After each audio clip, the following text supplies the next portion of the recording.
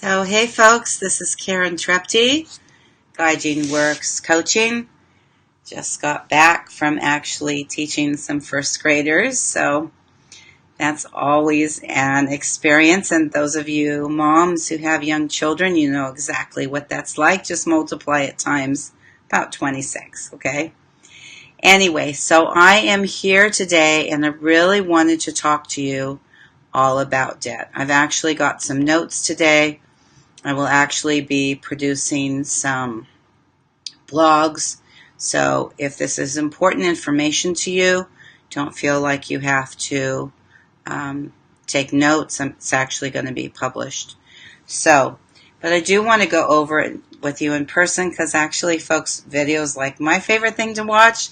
So I like to do that. I like to do that for you. So if I'm looking down, I'm looking at my notes. And this will probably be a little bit longer session today, so just so that you know that in advance. So what I want to know, and as always, you're welcome to comment. I still haven't figured out how to answer the comments and do this Facebook Live.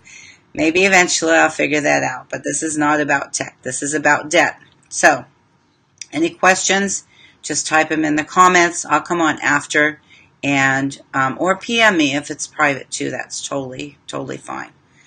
So I want to know how you feel when you hear the word debt. Like a lot of my clients might tell me that they feel really guilty or feel really bad.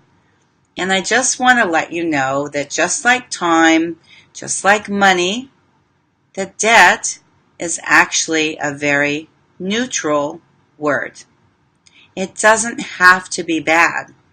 If you have too much of it, of course, and you can't pay it off, it's extremely stressful and like a nightmare. But actually, if you come into the world of finance with me, you will find that debt is often referred to as leverage. And that's what that financial term means. Leverage just means using other people's money.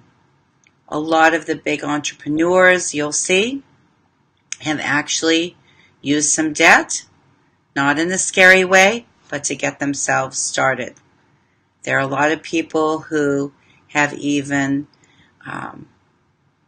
gone with venture capitalists, which a lot of people, when they talk to me about that, they're like, oh yeah, that's definitely the way I want to go. I want to go after venture capital because I think it's free money.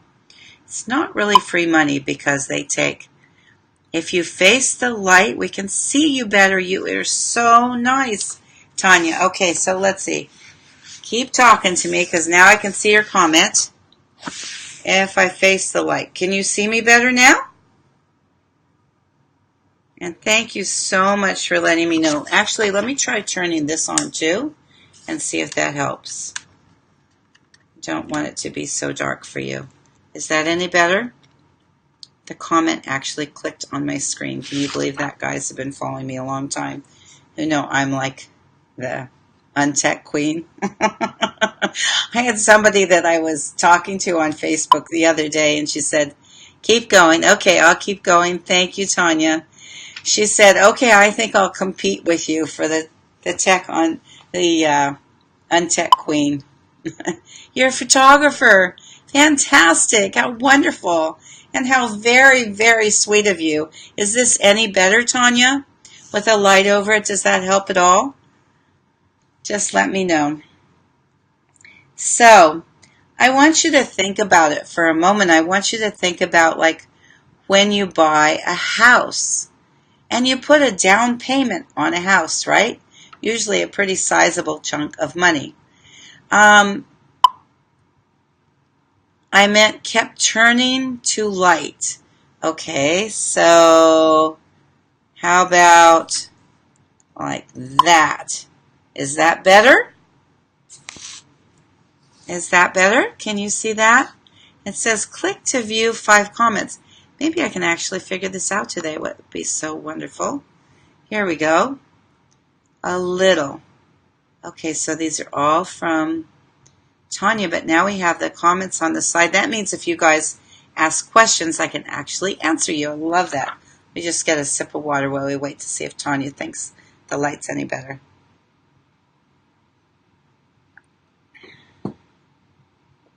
So anyway, I'm going to keep going while I wait for that. Hopefully it's better. Better or face the windows. I'm actually facing windows right now. But you're saying if I face... I'm going to let you teach me. You're awfully generous to come on and do this. So I'm just going to let you teach me. I'm all about lifelong learning. So let's see if we do that. Now I'm facing a different set of windows. Is that any better? Those are the only two windows I have to face. So is that any better?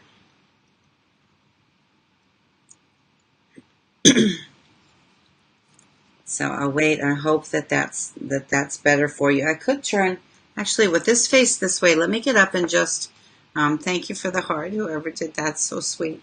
Let me get up and put on another light.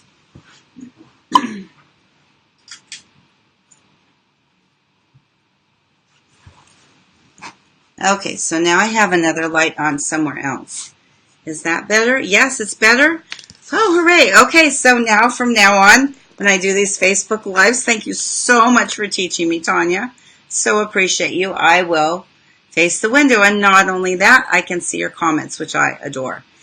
Okay, so this will be long. I've got a lot of notes here, but I really want to share with you and teach you like a lot of what I've learned through Hard Knocks and getting an MBA and having my dad grow up. Oh, thank you, Tanya. And having my dad start Merrill Lynch in Tokyo and learn finance since I was about that high. So I just want to share that with you and give some free financial education. So anyway, I want you to think about it.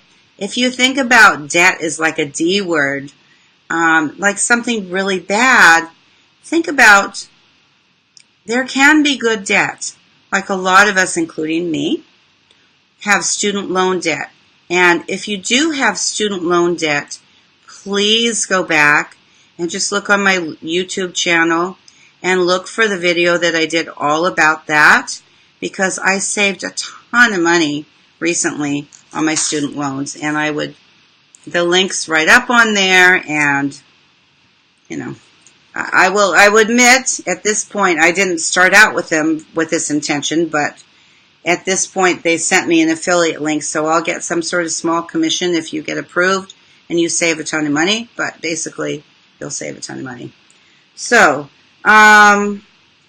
think about when you buy a house. Think about when you put a down payment on a house. Debt can be a really good thing because for most of us, like almost 100%, we don't buy houses cash. We just can't afford it. So we're carrying debt. So you have to be really conscientious and really careful. That's my message with that. Be really mindful and think about, is this debt that's going to be a good debt in my life? You know, maybe not with me, because the sessions you do with me are all completely free, but maybe like you hire a business coach who's going to be really wonderful and improve your business. Think about if you can afford that. Maybe that's going to be a good debt. Maybe you're going to do that too much, and it's not going to be a good debt. It's neutral, see? It really just depends on the situation. But if you buy a house, that's actually good debt, and that leverage can work. So it can be a really great investment. I built my first house at age 21, and through a lot of rocky times, having that house and having that asset. Now we have 2 properties, including 11.5 acres up north. But during all that rocky time of my kids growing up, we really were able to pull on that asset when we needed it, and it kept us going. So you also have to think about that houses, like businesses, they need maintenance and they need money, right, to keep them going. So even if you have a website, I was so new at this. I had run many businesses offline in my life, but I'd never run an online business. So I didn't even realize, like, plugins and all that stuff you have to maintain. You have to keep paying money for it. So that's the positive way that debt can be a positive thing, and it can help you make your dreams come true. So I invite you to explore how to use debt as a tool and look at your current debt as a tool rather than a burden. So for today, I'm actually going to walk you through 6 steps to get out of debt. And step 1, you need to figure out where all your current money is going. That is really important. If you don't have that knowledge and you just say, I don't know where my money's going, it's really hard to solve that problem. And it can be really painful, right? It can be really painful if you don't have enough money to pay for things and you're just kind of lost and going from day to day. So I'm going to give you a tool for that. And it is called You Need a Budget. It's a software. Again, if you decide to sign up with a link that I'm going to put down, I may get $4 or $5 or a month free or something like that, okay? So I just want to make sure I'm following the rules and letting you know that. If you don't follow my link, if you just go on the website and look up You Need a Budget, that's perfectly fine too. But sign up, because it will change your life. Like, it will transform your finances. They will give you 34 days for free, and you'll see it's a totally different paradigm with You Need a Budget. I've done this for like years, like decades, right? So I've tried a bunch of different softwares, and a lot of them are free. This one is like close to free, like $4.95 a month. If you buy it for a whole year at a time, it's even less than that. But you will make that money back so fast because you will be able to see where your money's going and where you can save it. And they have free online money management classes too. They're really good people over there. So listen to as many of those as you need. So the reason it's a different paradigm or a model or a different way of thinking about the money is that a lot of the softwares will tell you to plan out for the future, like for next month and the next month and the next month. Only life happens. Your car needs repair. Your house needs a repair. The washing machine doesn't work. All kinds of stuff can happen in life. You get sick. You lose your job. In my case, my husband's been in construction. So it's been like a roller coaster ride. It's been a beautiful roller coaster ride. We've been married for this year, I guess it'll be 38 years. But nevertheless, financially, a roller coaster ride. So track your money. Use YNAB. If at all possible, you create your own categories. I will also put a link in here, an interview that I did a long time ago with a chief marketing officer who will explain more about that program. That way you'll be working with money that you have today. Not what you think you have tomorrow, but what you actually have, like right now in your bank account. Okay, so step number 2. Once you have figured out for an entire month where your money is actually going, and you have an accurate idea of how much money you have brought in that month, start to look for the holes. When my husband lost his job over a year ago, he's working now, thank you, Lord, I did this, and the results were actually incredible. Call your cell phone provider. Ask for a discount. Look at is YNAB better than Mint? Yes, I've used Mint. Thank you, Tanya. It is so much better. It's like light years ahead of them. And I know if you've been using Mint, then, you've invested time When I used it decades ago, it was free, so I don't know if you've invested any money. And thank you for asking me a live question. I really appreciate all your help. But YNAB is just so much better. Even for somebody like me who's like untechy. Yeah, it took me a little while, okay? It takes me a little while with just about anything. But it's pretty darn easy. And for any of you who are like not my age, which probably most of you aren't, it'll probably be so simple. Just so simple. And what happens is you set up your own categories. So because a lot of them like Mint, they give you like these pre-designed categories like a template. And YNAB will come with a template too, but it's really easy to change those categories. You pay for QuickBooks. So Mint is part of it now. Okay, interesting. I've used QuickBooks before too. Interesting. So YNAB doesn't give you the ability to like invoice and do all of those things that QuickBooks would. It doesn't give you that functionality. But what it does do is gives you a really super clear idea of what action step you're going to take with your money today. That's why I love it. It's like, and it will work for all different levels of income. So let's start with survival level. It's really, most of my clients make like $3,000 to $5,000 to $10,000 a month.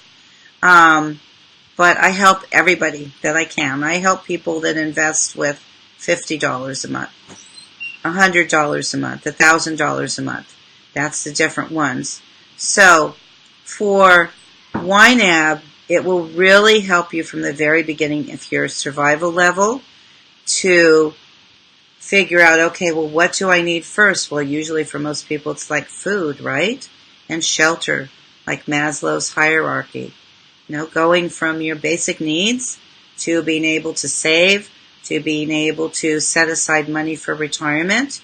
And what it will do, it will very clearly, if you track your money for a month, it will very clearly tell you like, oh, I'm trying to make something up right now. I'm trying to think.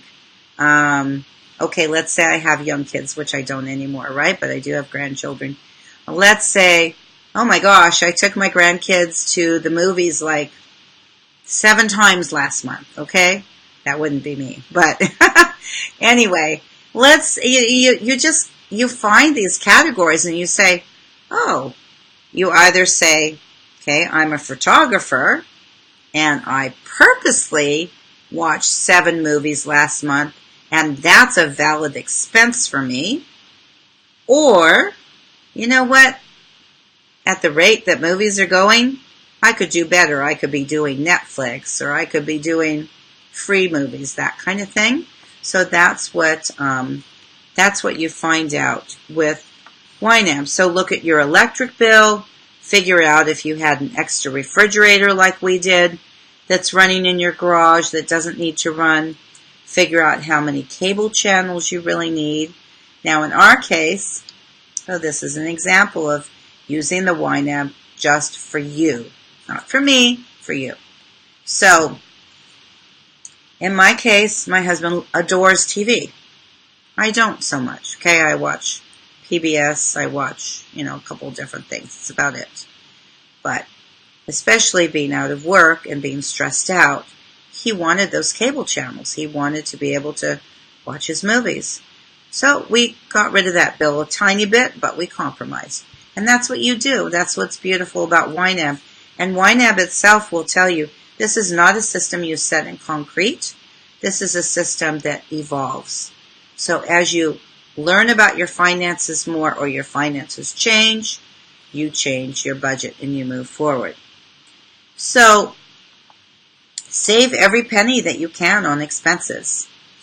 This doesn't mean like Scrooge. Not at all. I am so about abundance. I'm so about enjoying your life, living for the moment. So when I say save every penny on your expenses, I mean the expenses that you don't want to pay. Like, why would you want to pay more for your phone than you have to, right? That kind of thing. So those will really add up, and you will see it will help you. It'll be a little work to do it, but it will help you every single month. And the longer you work on this, it'll pay for itself long term. So I managed to cut my car insurance, for example, by 1/3. That's something I hadn't even looked at, guys. Why would I want to pay more for car insurance? So that's what I mean. This is about abundance. It's not about scarcity. So I was able to cut 1/3 off. Why? Because I put a little time, a little effort into it. I researched that, hey, I'm working online. I used to work in the city of San Francisco. I used to commute to a corporate job every day. I used to have a lot of miles. I realized I was still being charged for those miles. So check it out. Be creative. You guys are entrepreneurs, most of you. So I know you can do this. Be super creative. So step 3. Here we're on step 3. Once you have shaved off as many expenses as you can, you will have, hi darling, I see you. Okay, my husband's little boy trying to get attention looking in the various windows. Okay, so, and isn't that sweet that I still have such a loving relationship with my husband? I'm very lucky. So once you've shaved off as many of the expenses as you can, you will have an accurate idea of whether you are in the hole every month or you have money that you want to save. So that's a very important distinction, right? Knowing where you stand. If you have extra money at the end of the month, you might say, oh, Karen, I already knew that. I don't have any extra money. Well, guess what, guys? By doing this, you may discover that you can have some extra money to save that would actually be paying you. Okay, so we're getting through it. Step number 4.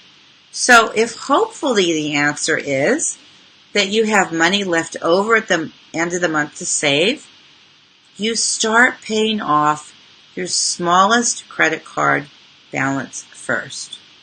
Now, some people will recommend going after the highest interest rate, which if we were all robots and not human beings, could make sense. But we're human beings, we're not robots. So psychologically, it will really super duper help you if you start with the smallest credit card balance first. Get rid of it.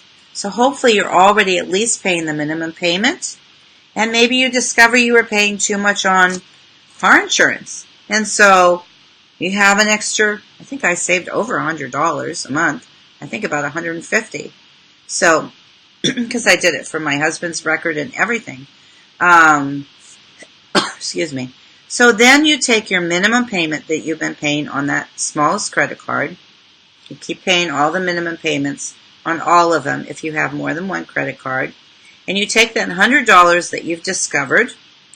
You can do this 2 ways. You can say, no, I need something for the little girl in me.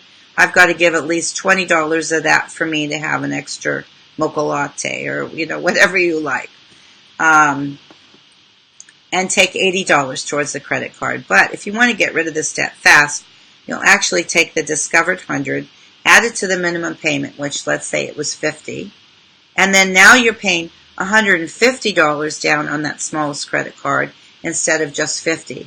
You've now just tripled the amount that you're paying on that, and it will go a lot faster. Of course, as soon as I do have something on my YouTube channel about compound interest. If you haven't seen that, go and take a peek. And that will explain to you with the math. It makes a huge difference. So you pay that one off. You get that one to 0. Now let's say that the minimum payment on the second credit card was like $100 a month. That's all you're paying. Okay, so now you're going to take that $100 a month. That's minimum. You've already been paying it. And you're going to take all $150, be disciplined here, of that other amount that was on that smallest credit card bill, add it to that 100, suddenly you're paying $250 down on that second credit card bill. Now this is not new, it's not my idea, it's called the snowball effect, but it is effective. It's very effective. So, We're almost to the end of the 6 steps. The next one is step number 5. So this is something that you can start at the beginning, or you can start right now in your process. But you should have an emergency savings set aside. And I know this is hard.